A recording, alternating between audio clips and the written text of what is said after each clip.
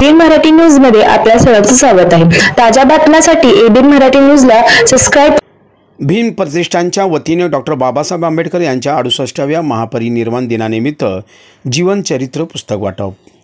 Raoji Sakharam high school of commerce Solapur येथे भीम प्रतिष्ठानच्या वतीने डॉक्टर बाबासाहेब आंबेडकर यांच्या 68व्या महापरिनिर्वाण दिनानिमित्त जिल्हा सरकारी वकील प्रदीपसिंह राजपूत यांच्या प्रमुख उपस्थित जीवनचरित्र या पुस्तकाचे शालेय विद्यार्थ्यांना वाटप करण्यात आले।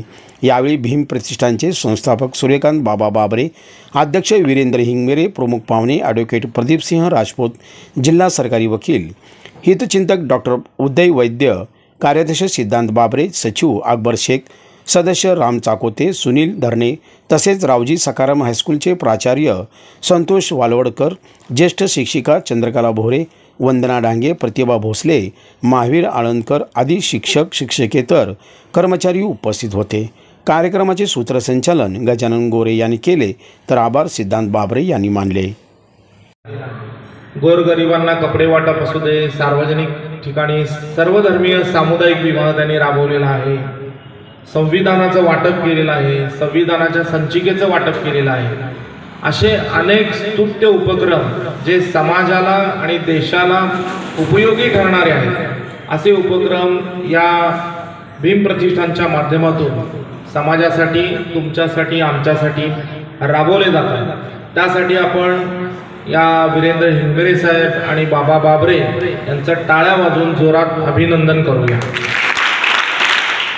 खरं सांगायला गेलं तर उद्या 6 डिसेंबर डॉक्टर बाबासाहेब आंबेडकर काय आहेत आपल्याला थोडक्यात त्याची माहिती असते, परंतु डॉक्टर बाबासाहेब आंबेडकरांनी किती हाल अपेष्टा सहन करून या ठिकाणी त्यांचं शिक्षण घेतलं आणि एक जगाला आदर्श ठरावा असा महामानव त्यांनी या ठिकाणी बनवून दाखवलं।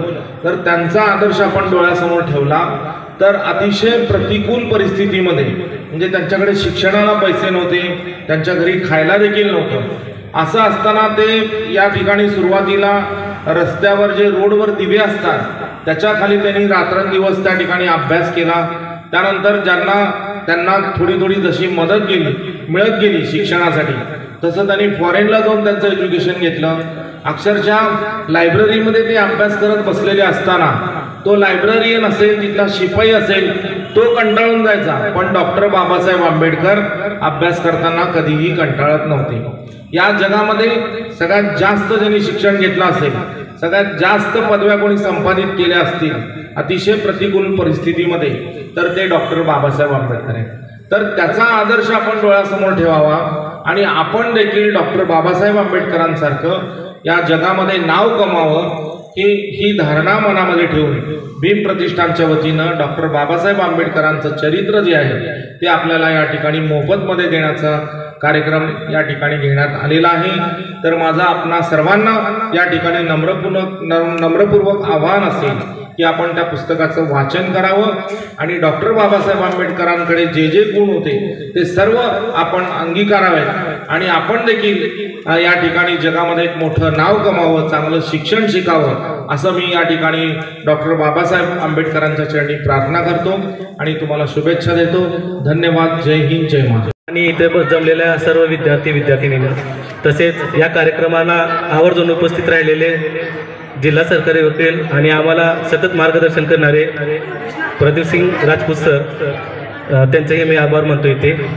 तसेच आपल्या रावजी सखाराममधील सर्व शिक्षक वर्ग, गोरे मॅडम, गोरे सर, तसंच सर्व इथं उपस्थित त्यांचेही मी आभार मानतो।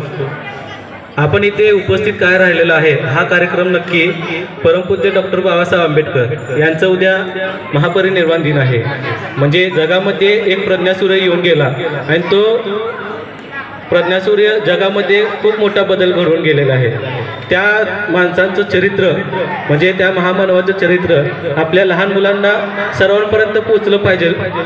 सर्वांना आता काही जणांना फक्त बाबासाहेब आंबेडकर फक्त नाव माहीत आहे, काही जणांना फक्त जयंती म्हणून माहीत आहे की 14 एप्रिलला बाबासाहेबांची जयंती आहे। त्यानंतर संविधानचं जागर बाबासाहेबांनी भारताची राज्यघटना लिहिलेली आहे, त्यामध्ये जे वंचित आहेत, जे सर्व आहेत, त्यामध्ये समता समानता या राज्यघटनेमधील बाबासाहेबांनी सर्वांना समान अधिकार दिलेला आहे. अशा या महामानवांच्या पुण्यतिथीनिमित्त, महापरिनिर्वाण दिनानिमित्त आपण हा पुस्तक वाटपांचा कार्यक्रम का घेतलेला आहे की या पुस्तकामध्ये बाबासाहेबांचं पूर्ण चरित्र आहे सर. म्हणजे जेणेकरून आत्ताच्या पिढीला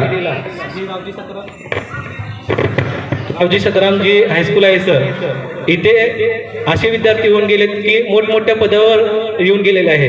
म्हणजे कोण वकील झालेला आहे, कोण डॉक्टर झालेला आहे, कुठल्या मोठ्या मोठ्या पदावर विद्यार्थी इथून घडून गेलेला आहे. बाबासाहेबांचे विचार आहेत, शिका, संघटित व्हा आणि संघर्ष करा. या लहान मुलांना माझी अशीच विनंती आहे की तुम्ही शिक्षणावर भर दिलं पाहिजे. जोपर्यंत शिक्षण हे आपलं एक मजबूत पाया होणार नाही तोपर्यंत भविष्याला अडचणी येणार. शिक्षण जर आपलं चांगलं असेल तर आपलं भविष्य आणि आपलं भविष्यामध्ये उज्ज्वल येणार, म्हणजे जे काही आपण करतो ते पूर्ण घडलं आणि चांगलं घडलं असं होईल. बाबासाहेबांचं हे चरित्र जे आहे पुस्तक, हे सर्व विद्यार्थ्यांनी वाचावं. आणि शिक्षकांना मी सांगतो की आता जे पुस्तक दिलेले आहेत, अजून किती पुस्तक लागणार ते तुम्ही सांगावे, आम्ही पूर्ण विद्यार्थ्यांना नक्की देऊ. आणि मीही याच विद्यार्थी म्हणजे याच प्रचलितला विद्यार्थी आहे, जुना विद्यार्थी. मला खूप आनंद झाला की आमच्या हातून काहीतरी म्हणताना बाबासाहेबांचे चरित्र विद्यार्थ्यांना वाचलं गेलं पाहिजे. ते बाबासाहेब कोण आहेत, डॉक्टर बाबासाहेब आंबेडकर कसे आहेत, त्याचं चरित्र, जीवनकाळ हे कळलं पाहिजे. अशा पद्धतीनं तुम्हाला आणि तुमचं भविष्य म्हणजे येणाऱ्या चांगल्या भविष्यासाठी शुभेच्छा देतो. आणि सर्व शिक्षकांचे इथे उपस्थित सर्वांचे मी आभार मानतो आणि कार्यक्रम